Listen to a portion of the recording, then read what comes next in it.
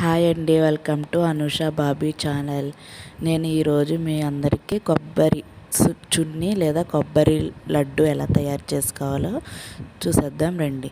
ముందుగా రెండు రెండు చెక్కలను ఏంటంటే ఫుల్ కొబ్బరికాయ ముక్కలను ఇలా ముక్కల కింద కోసి శుభ్రం చేసుకుని దీన్ని అయితే నేను మిక్సీలో వేస్తున్నానండి. మిక్సీలో వేసాక ఇలా అయితే వచ్చింది. ఇందులోనే నేను ఒక పక్క అంటే తురుము కూడా తురుముకోవచ్చండి. నా దగ్గర తురుముకునేది లేదు, అందుకనే మిక్సీ పట్టాను. అందులోనే నేను 2 యాలకులు కొద్దిగా పంచదార వేసి మిక్సీ పట్టానండి. ఇది కూడా ఈ కొబ్బరి మిక్సీలో వేసి కలిపేస్తున్నాను. ముందుగానే వేసేసి మొత్తం కలిపేసి దీనిని మనం నేతిలో వేయించాలండి. ఒక బాణీని పెట్టి అది వేడెక్కాక నెయ్యి వేసి మనం ఈ కొబ్బరి తురుము అన్నది మనం వేయాలి. ఇది చూడండి, ఈ నెయ్యి నేను ఇంట్లో తయారు చేసుకున్న నెయ్యేనండి. ఇంట్లో మిగడా స్టోర్ చేసుకుని ఇలాగ నెయ్యి అనేది ప్రిపేర్ చేసుకున్నాను. చూసారా, పూసల కింద వస్తుంది నెయ్యి. చాలా సువాసనగా అనిపించిందండి నెయ్యి వేయగానే.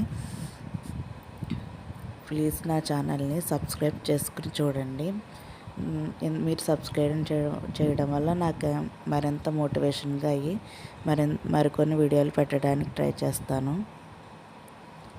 నెయ్యి వేడెక్కాక ఇప్పుడు మనం మిక్సీ పట్టుకున్న ఈ కొబ్బరి తురుమును ఇందులో వేసి వేగనివ్వాలండి.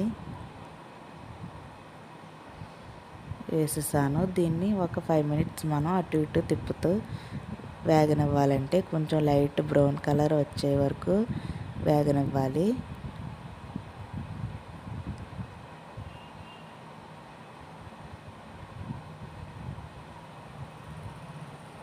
మీలో ఎంతమందికి కొబ్బరి చున్నీ అన్నది ఇష్టమో కామెంట్ సెక్షన్లో కామెంట్ చేయండి. ఇది చాలా హెల్దీ అండి. పిల్లలకు కూడా మనం అప్పుడప్పుడు రెగ్యులర్గా చేసి పెట్టచ్చండి. ఇంట్లో ఒక కొబ్బరికాయ చెప్పున్నా కానీ మనం ఈజీగా చేసుకోవచ్చు. నేను ఇది ఫుల్ కొబ్బరికాయ అండి, అంటే 2 చెక్కలతో చేస్తున్నాను.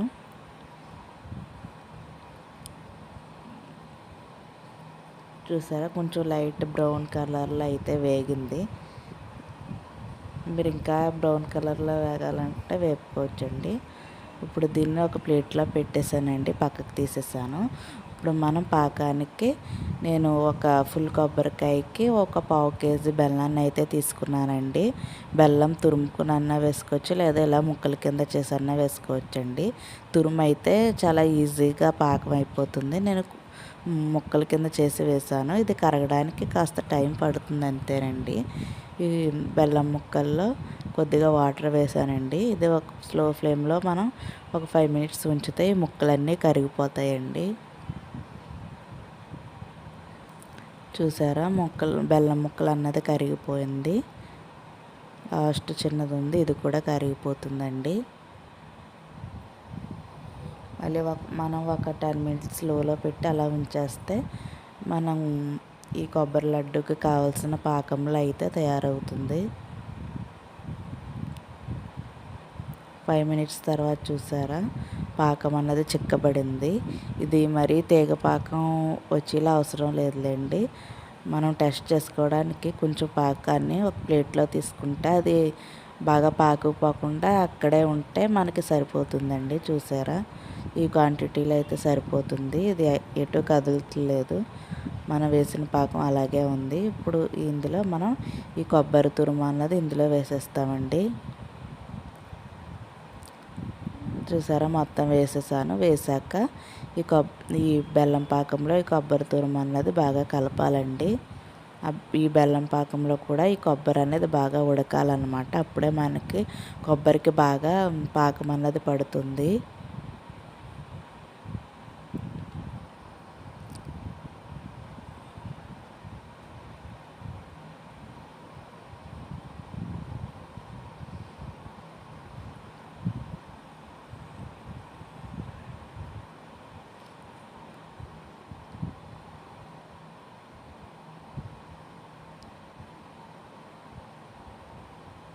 ఇది ఇలా లూజుగా కొంచెం పాకం లూజ్గా ఉన్నప్పుడే దింపేసుకుంటే మనం చక్కగా ఒక బౌల్లో వేసుకుని తినొచ్చండి. లేదు లడ్డూలా చేసుకోవాలంటే మాత్రం కాస్త దగ్గర పడాలండి. నేను లడ్డూలా చేస్తున్నాను కాబట్టి బాగా టైట్గా దగ్గరికి అయ్యే వరకు ఉంచుతానండి. లూజ్గా తినడానికి ఇష్టపడే వాళ్ళు మాత్రం లూజ్గా ఉన్నప్పుడే పొయ్యి ఆఫ్ చేసి ఒక బౌల్లో వేసుకుని స్పూన్తో తిన్నా కూడా చాలా బాగుంటుందండి. నేనైతే లడ్డూలా చేస్తున్నాను.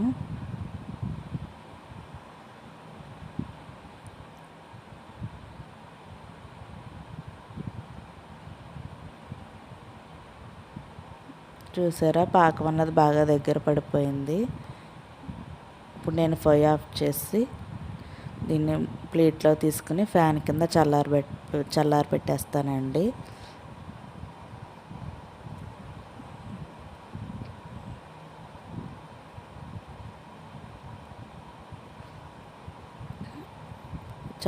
ఇది ఒక 15 మినిట్స్ తర్వాత కొంచెం గోరువెచ్చగా ఉంటుందండి. దీనిని మనం నెయ్యి రాసుకుని, చేతికి నెయ్యి రాసుకుని ఇలా ఉండల్లాగా చుట్టుకుంటే మనకు కొబ్బరి లడ్డు అన్నది తయారైపోతుంది.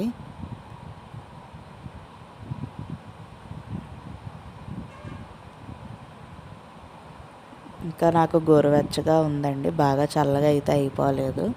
కానీ ఇలా చేసుకున్నా కానీ మనకు లడ్డు అన్నది పర్ఫెక్ట్గానే వస్తుందండి.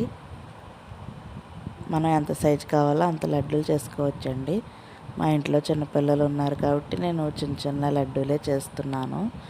మరి పెద్దవిగా ఇచ్చినా కూడా వాళ్ళు సగం తిని సగం వదిలేస్తారు కదా, అందుకే చిన్న చిన్న లడ్డూల కింద చేస్తున్నాను.